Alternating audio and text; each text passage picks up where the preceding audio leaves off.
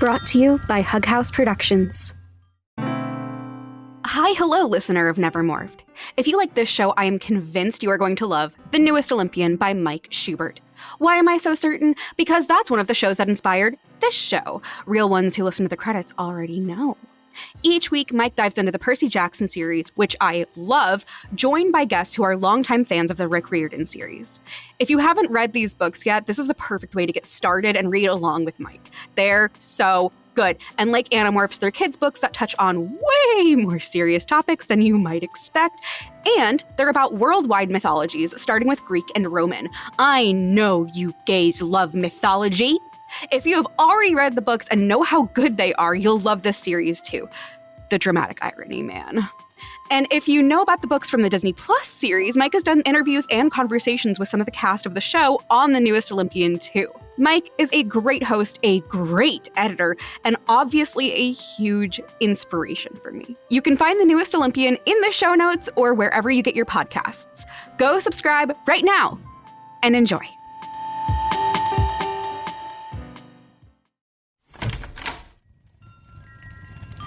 Brought to you by Hug House Productions.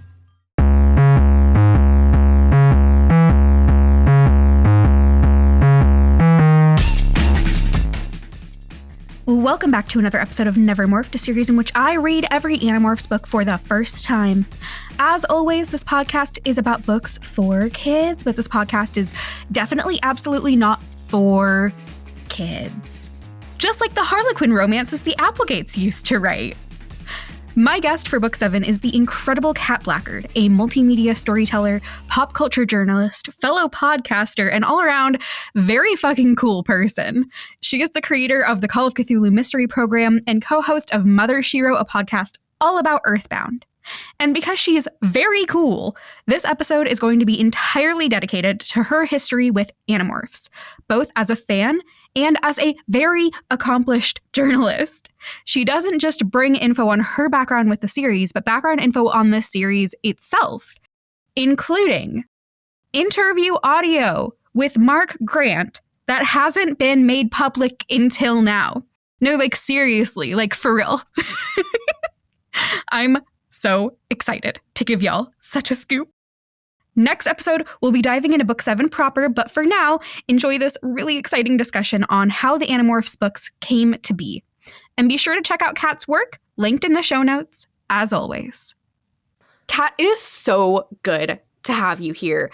You were one of the first people I thought of when I thought of Never Morphed. And I know that you have quite a history with these books, so I'd love to just get into it. Yes. We'll picture it. It's the summer, 1996. Well, actually, it's the weeks leading up to, let's see, that would be the end of 5th grade for me. Okay. And Scholastic, we're getting these little like newsprint leaflets every week, every month. I can't remember. Feel the leaflet in my hand. It's a little waxy. Yes, a little dusty too. Yeah. And like really just saturated in color ink because they want the attention of these children. And there's this new book called Animorphs coming out.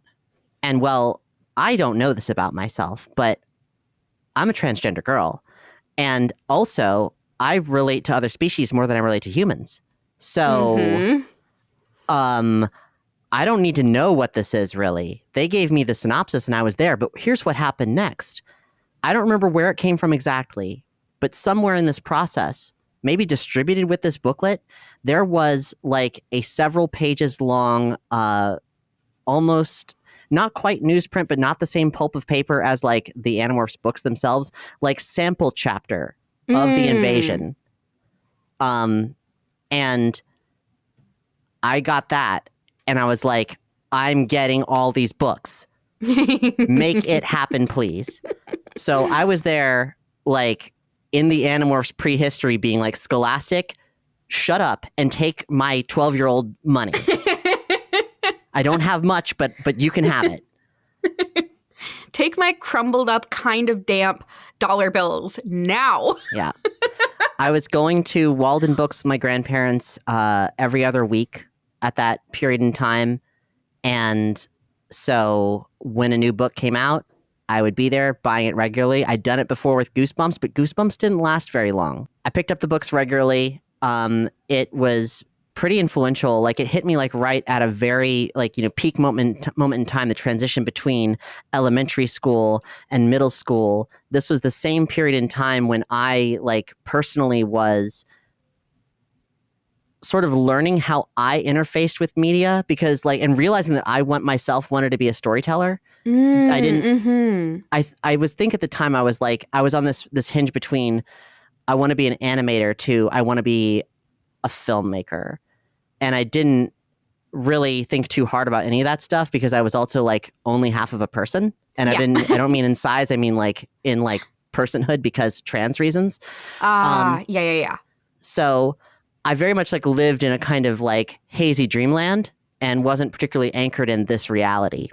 But at this moment in time, a friend of mine said, "Hey, I think I could learn how to code a video game."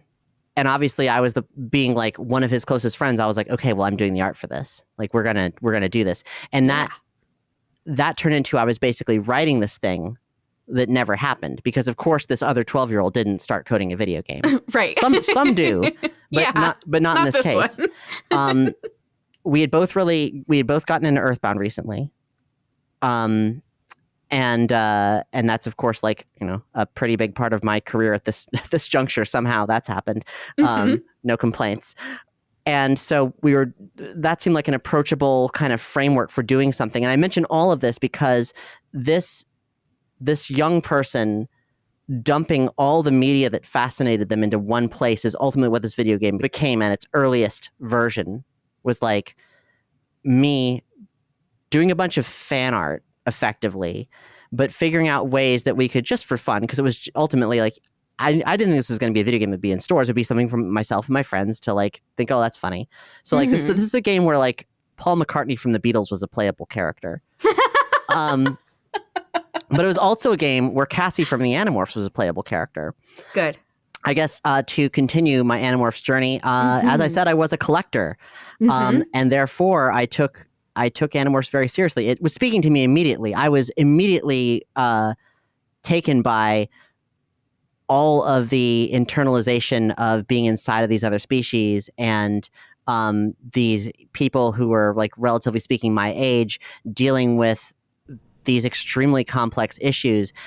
I immediately stopped reading Goosebumps. It wasn't there was an allegiance thing. It was whoa, no, this is where I am. This is something that kind of, once you get it, it really does just kind of absorb you. It demands your attention because it's so captivating and it's so fucking good.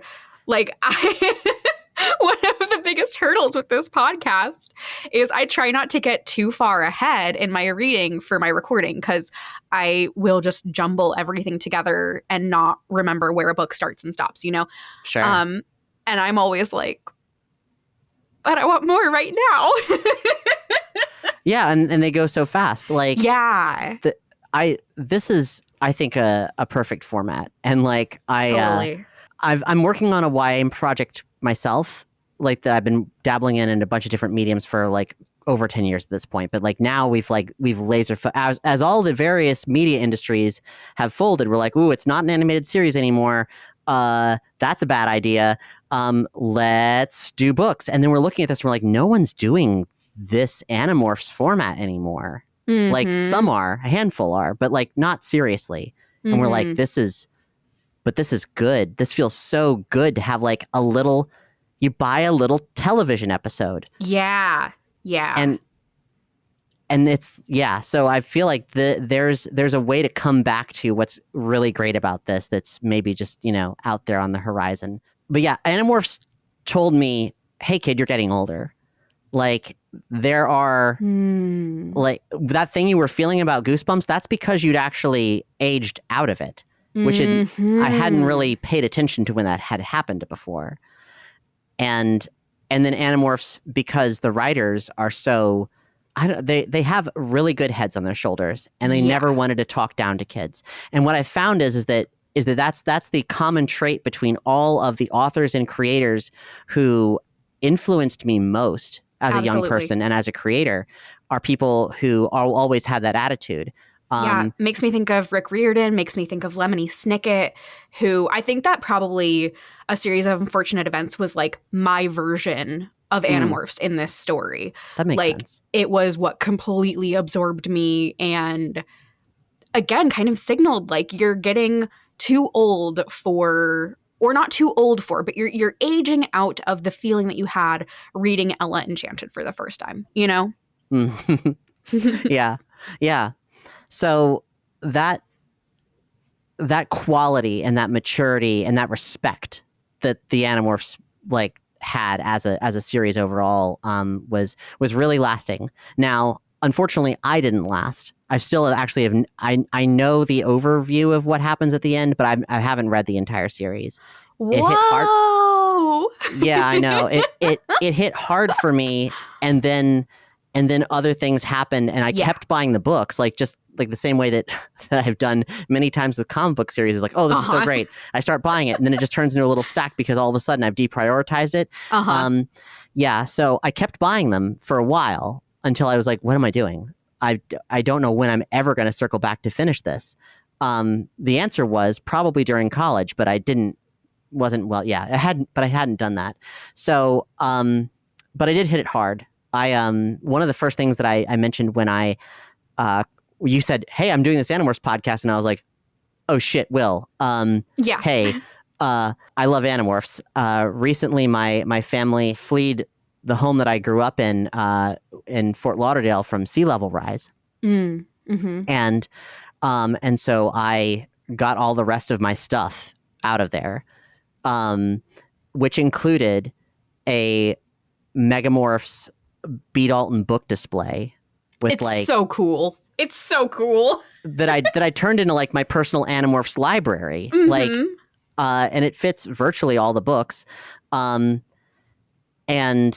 I have posters. I was in the Animorphs fan club. For a while, I wore an Animorphs necklace that they gave you with the Animorphs fan club, but at one point it broke and I lost it. Oh. And they'd send in the mail these really cool like black envelopes like sealed with an Animorph stamp, and you'd get these like long form fold out printouts that are like print out replicas of their chat room conversations, but like maybe they're non-canonical, I don't know, but like the Animorphs talking to you and you're like in the thing with them. It's been a while since I've overviewed it. I could be wrong about some of this, but I've still got all this stuff. And actually, for those of you out there listening, I have been wanting to do a like charity auction of my Animorphs collection. Ideally, there's a couple holes, but not many are left because I've been buying things from thrift stores here and there when I find them. I would love to donate a bunch of money to a trans charity of some kind through all this. I emailed Catherine Applegate and Michael Grant about it a couple times, didn't hear back. But, you know, they're busy folks. So I would love to make a big splash of it. I don't know. Reach out and find me. If this is something anybody wants to help me facilitate. I'm spinning a lot of plates here. So circling back to this is not easy to do. But I have this stuff still, and I would certainly love for it to find a good home. Yeah. When this episode comes out, I will post photos of it. Perfect. So find it on my Instagram at Cat Blackard. And I would love to help with that. Like, I'm sure we can figure out something. I would love for Nevermorph to have more listeners before we do something, just in case, so we can like get people looking at it. Because sure. I would love to help with a trans charity fundraiser raffle auction thingy. I think it's a great idea. Yeah, I mean, it can wait. Like, they're not going anywhere. Yeah, that's true. But yeah, no, it's a pretty wild collection. It's got like a bunch of the original first printings and most of the newer lenticular hologram covers. Weird stuff like Scholastic through their like their little like mail in at school, buy things through school through Scholastic things. They had a version of the Andalite Chronicles that was serialized as 3 smaller books. Oh, interesting. Each with their own cover, and they're beautiful covers. Wow. Fascinating. Right? Like, yeah. What? Why did that happen? Yeah. Sure. Yeah. So I've got those. It's it's not like complete. It's a bit of a hodgepodge. I don't know, but it sure is a wild thing to Yeah. have. It's very cool. It's very cool. So, Yeah. So how did this love, first off, I guess actually, let me ask, did you have any specific character that you really felt like attached to or aligned with? Was it Cassie, given she was in your game?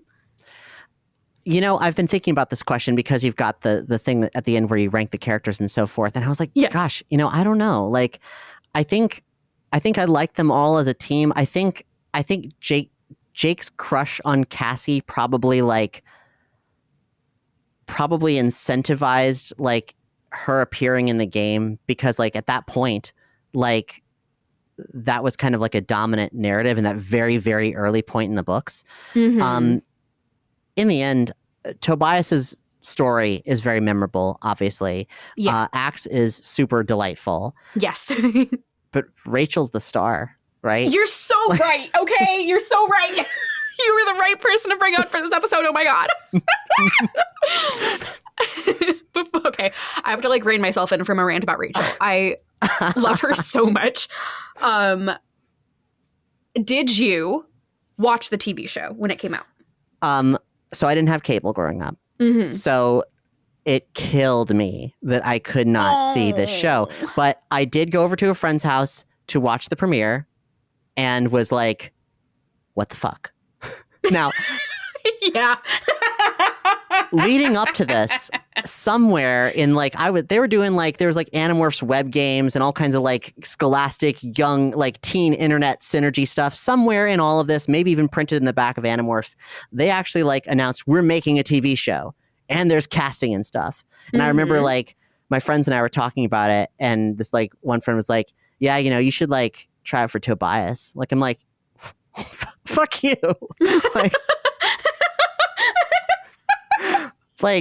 I mean, now I'm a voice artist, so yeah, maybe they were onto something. Also, like the transist character, maybe they were onto something. Yeah, but yeah, I don't know. Anyway, like I remember, I don't know. I remember being hyped for the TV show. Is what I'm saying. Like I remember, like there were conversations my friends and I were talking about. Like, wow, can you believe there's an Animorphs TV show coming? We hadn't really seen that happen, where like a book series was so popular that they fast tracked a TV show.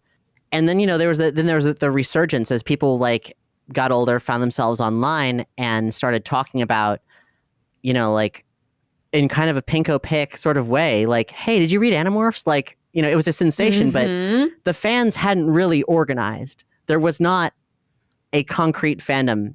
And then one sort of manifested, and everything became very synergistic after a while, like, especially with like now, now we're in the era of like K.A. Applegate and Michael Grant are like the people you point to when like you fall out with Harry Potter because of J.K. Rowling and stuff. Yes.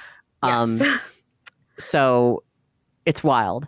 I still am a media journalist, but of a sort of different kind. I was a all of nerd media journalist for about a decade. Mm-hmm. And during that time, I interviewed Michael Grant. Yes. I had been, I didn't know that Michael Grant and K.A. Applegate were a duo for quite some time, I think, which most people didn't. Right, right. I sent early on in the podcast, I was like, well, this is interesting. I can just kind of say, hey, I'd like to interview you. And people that I respect say, okay, wow, that's weird. So I found K.A. Applegate's email address and I emailed her. And I was like, hey, you want to be on my show? And she was like, no, it's not really my thing. I think my kid listens to you, but which is like, I don't know if that's true, but I was like pretty floored. And the kid in question is the trans daughter in their life. Anyway, it was a nice interaction. Yeah.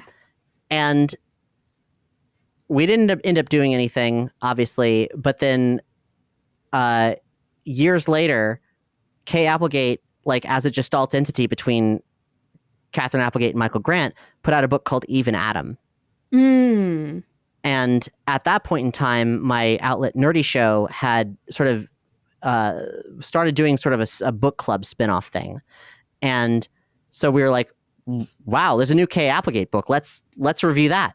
So we had some conversations. Kay Applegate declined again, but then said, but my husband would love to. And I was like, aha, okay, this is weird. Wait, what? He co-wrote the books? Weird. Okay, cool. Let's do it. So we had this big interview with Michael Grant. If you want to look it up, folks out there, it's Nerdy Show episode 163, Go BZRK with Michael Grant. Berserk is a really great trilogy of novels that he wrote around that time. I'll link this in the show notes, certainly. Thank you. Yeah. Caution, big spoilers for Animorphs in there. Do not listen, I will not listen. Yeah, sorry. But from this interview, I learned a lot about Animorphs. Yes. That I did not know. And also, I realized that there was some really cool stuff from that interview that didn't make it into the final version for some reason, and had only ever been released to patrons. And we can play that clip now, probably. Might be a good time for it. Perfect. Let's drop it in right here. You know, it was very interesting when we got into writing because we got in so late, and because we had been working people. You know, I'd worked full time since I was 16 and dropped out of school. My first job was at Toys R Us as a stock clerk, and when I left Toys R Us, and I had to lie to get there because I was underage. I was working when I was 16 with a fake draft card. Actually, a real draft card, but not legal. So, in any case, we got all that cleared. That was all cleared up later. When I left Toys R Us after like 7 or 8 months there, I left I'd saved up all my money, and I took myself and this cashier named Connie to Europe. And when I left Toys R Us, they lined all the other stock clerks up and said, Michael's leaving, but I want you to know this is what you should be as a stock clerk. Because I've always been kind of this workaholic. So when I waited tables or whatever job I did, I always kind of, went at it full, in the kind of extreme mode.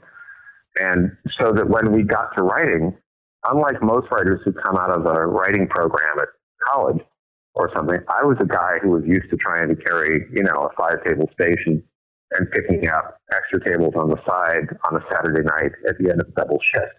So that was my idea of work. My idea of work was it was hard and you felt pain at the end of it. And, so we kind of took that ethos forward into our writing and just became, we wrote Fast and Furious, but not the movie. We also were writing a series called Barfarama. Catherine will not take credit. Yeah, Catherine does not take credit for that one. She might have called me. So we were doing that under a pseudonym, Pat Polari. And Animorphs and Barfarama came out at roughly the same time. And our first feeling was, Barfarama is going to be a hit because Animorphs is too weird and too much of a niche product. And we looked at Animorphs because when we had thought about becoming R.L. Stine, we'd said, look, how does he do this? What's the thing? Well, he delivers a single emotional punch, basically. He's going for a single thing. He's going to give people chills, make people jump, right? So we sat down with that piece of information and promptly created the most complicated, series probably that's ever appeared as a middle grade continuing series like that, and went totally off the rails and went into, all that Animorphs eventually became, totally ignoring our own best advice and writing it pretty much however the hell we felt like writing it. I so appreciated the series, and I so appreciated how almost, even though it was science fiction to me, and maybe it was just because my imagination would always run away with me as a kid, but it always seemed possible. Like I could be walking through this building complex at night and meet this crazy alien, and suddenly I could, turn into animals. In elementary school, I always looked forward to the Scholastic Book Fair release, and that was my excitement day because I would order my next 3 Animorphs books, and they would come and they would be done in a matter of 2 days. And I reread them and read them, and the pages were falling out, and it was just absolutely incredible to me. So I just thank you for that. Oh, you're welcome. It was a very cool thing, and like I said, we were just writing what we felt like writing. We were just following the story the way we thought the story ought to go, and the effect that it was having on readers, we again didn't find out until I think we had our first kind of adult Animorphs letter that actually made it through to us. Because by this point, the technology has changed and people can reach out to you more easily, and Animorphs wasn't so big that we were sending email to Scholastic anymore. Shit was actually getting to us finally. And started getting basically the adult letters, kids who are, adults 19, 20 years old who were writing us and going, I'm literally this is the kind of thing they will write. I'm going I'm in college. I'm studying international law, specializing in human rights because of you. And it was like, wow, that's so goddamn cool. You know, it's a really neat thing. It's a great thing. It's a great part of our lives. It's a lot of fun too. A lot of fun to write. I could really tell from like listening to all these experiences, like, whoa, all of the depth of Animorphs comes from like two very like intensely lived lives. Seeing I was all just strata. gonna say that. Yeah. So reading these books for the first time, thinking about like when they were written, for me, it has been so wild to read what is some of the like best anti-war socio-political dissection and analysis in these books, and then to be like, now where did they get all of these ideas? Because typically, like, I wouldn't expect to, you know, like white cis married authors writing children's books in this time period to like know shit about shit, honestly.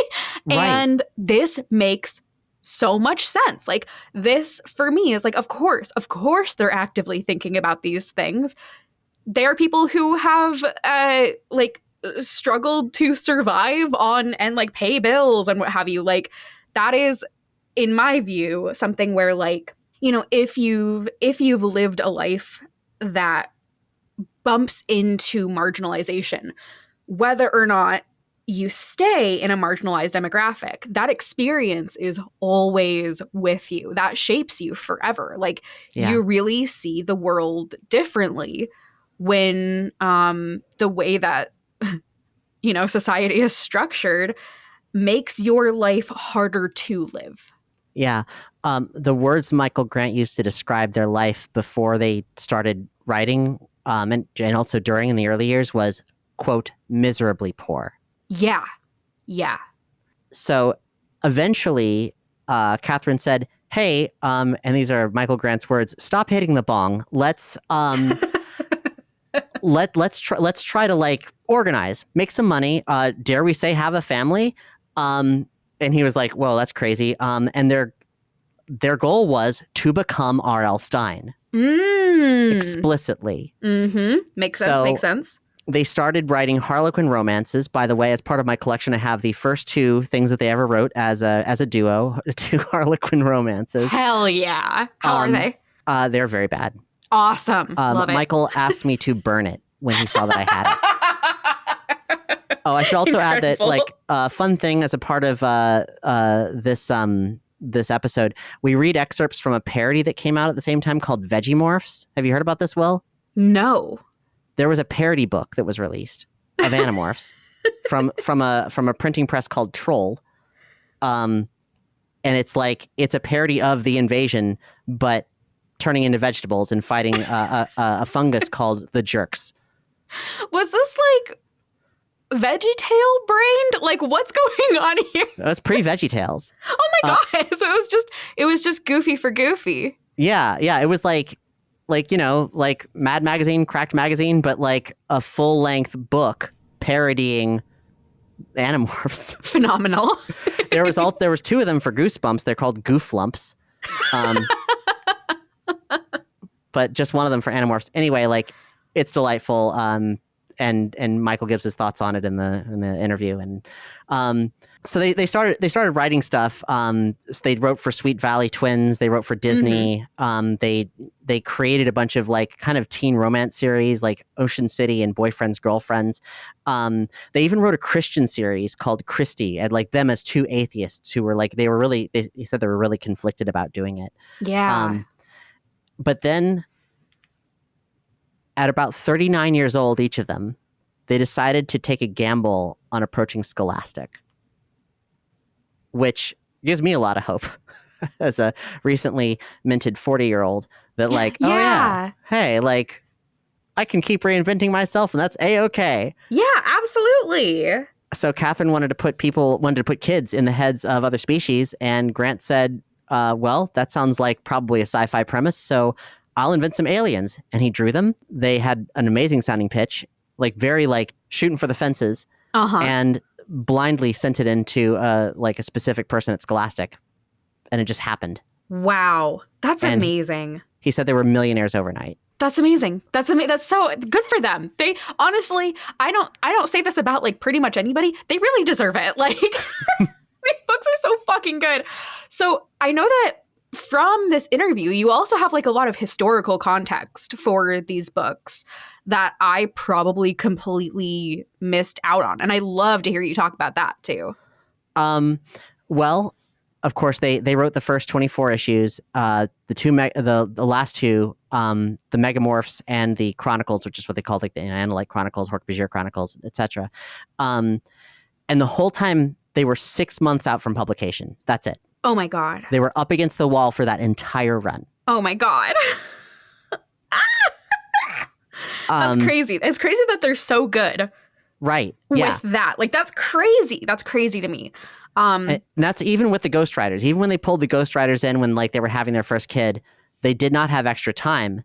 And if you've ever heard the stories of like, oh, the Ghostwriters hated them, well, the reason was there was no time for editorial discourse. Right, of course. They just made the changes. They just tore out sections and redid it. Yeah, I don't blame them for that. Right. Like, I think very clearly we can all point at Scholastic for all of these timing issues, for sure. Yeah. Yeah. They had no idea how long the series was going to be. And Michael said that the biggest regret was burning through so many species so quickly in the early books. They also think that, like, I asked them, like, about the content, because that was the thing, like, as an adult looking back, that I was still like, I can't believe how violent these books were. Like, and mature in general. But I mean, like, there are so, like, they get shot with guns, like, often. Guns are one thing, like that happens in Indiana Jones, but people are really like getting dismembered first person in these books, you know? Yes. Like this, and visceral, just really visceral stuff. Yes. And which is good. I think this is a great way to introduce like adult concepts like this in like it to young people. Like, especially because it's first person, that means it's relatable. It's not like exploitive violence. It's like relatable violence. This could happen to you in a car accident, you know? Yeah, and it's not flippant. It's not like, I mean, like often you know that logically that the kids are going to be fine. They can unmorph, they can morph back, but you don't really know that they're going to be fine, you know? Well, like, sure. Tobias got permahawked after the first book. Exactly, which is still crazy to me. Like, we know that there are permanent consequences in these books. They're serious. Yeah. And when this, like, horrific violence happens, it is all for the purpose of communicating how horrific the violence is. Like, you know, it's so the complete opposite of so much other media where there are, like, enemy characters TM, you know, like insect creatures or like, you know, a stormtrooper, like something that is made to be like humanish, but not really like a disposable object. My favorite example of this is when they adapted the Ninja Turtles from comic books into animation, they turned the foot soldiers into robots. Like the first thing that happens is like they like hit one with like nunchucks or something and they're like, clang, did you say clang? And then like they're like, oh, we can dismember them now. Wow.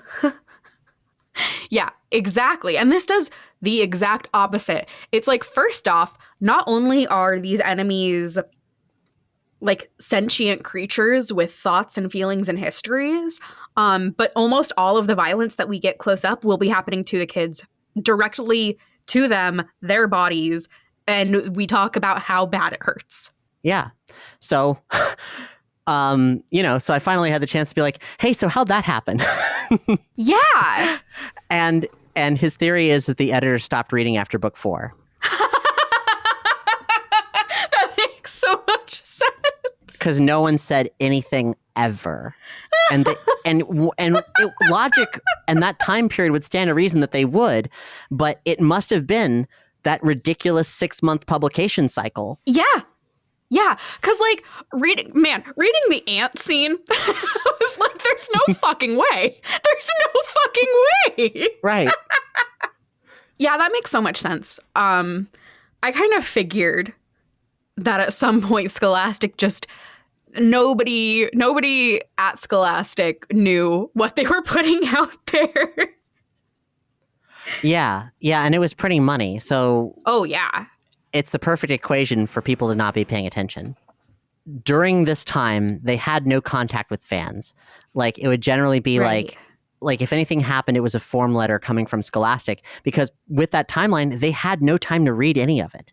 If any of it got to them, it didn't, they were like, this is flattering. We can see that we're making money, but they also didn't have any grasp on the kind of like effect that they were having, that it was really, that the work was mattering, that the messaging that they were putting in there just to amuse themselves largely, I suppose, was, actually landing for people. Right. Grant said that only in the 2010s did they really start to understand what Animorphs had done more than sell a lot of books. Wow, that's, I mean, it's believable and also absolutely unbelievable. That must have been a lot to take in. Right. Yeah. I mean, and now they've been living with it for a while. Yeah. And they get to, and they're still not afraid to flex. I mean, like there's an interview where from about 3 years ago where Michael Grant like talks as candidly as he can about a recent attempt at making an Animorphs film, and how little control they have over any of that, and like how quickly, after just trying to do the bare minimum to connect with like this people who would be the screenwriters for it, like he realized it was just kind of a sham deal. They were bringing them in for optics, not because they cared about the actual messaging of the IP. That's so awful, and it's so frustrating because like the message, they're inextricable. They are absolutely inextricable from each other. The work and the conversations the work is having. Yeah, this is a very much like a creator-owned project that happened to come out from a major publishing conglomerate. Yeah, like it seems, all ghostwriters aside, pretty personal in a lot of ways, and had a major social impact, and it deserves a lot more respect than it's gotten from that publisher, I think. Damn straight. Their work is so potent. I've recently started exploring their post-Animorph stuff. Yeah. Like Everworld and Remnants. Specifically, I got a hold of the first 3 issues of Remnants from a thrift store, and I was blown away. Yeah?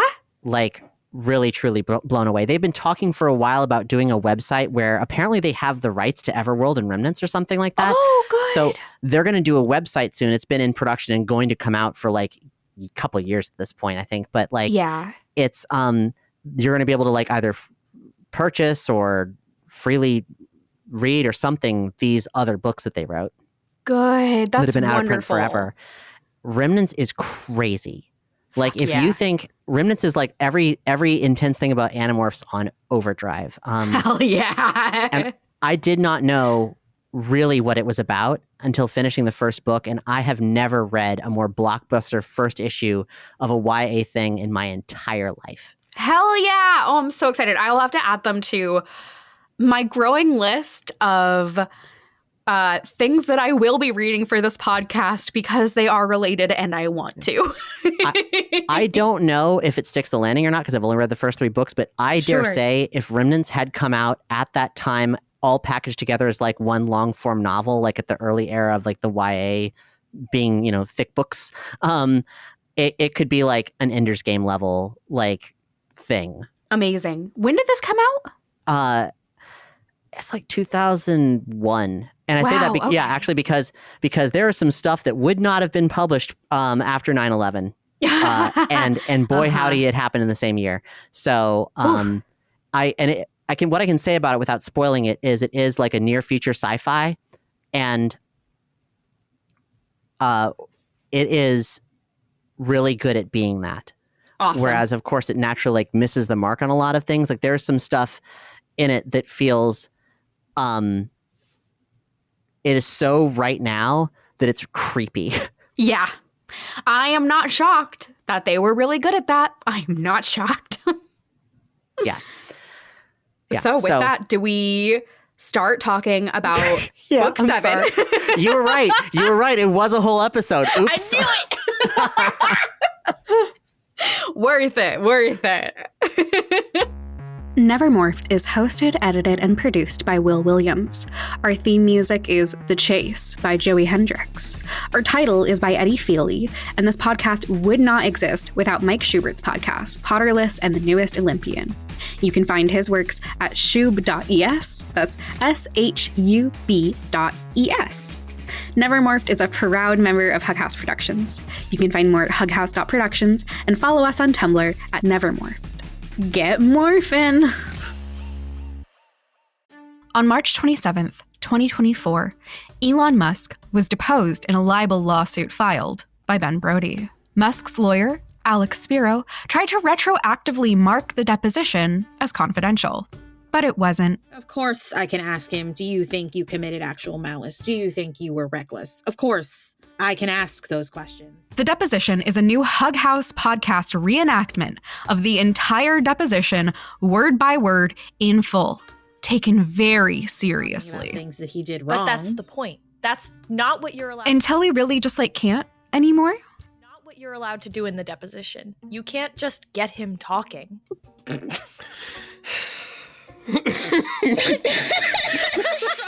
The deposition drops on the 4th of July, 2024, with 4 weekly episodes.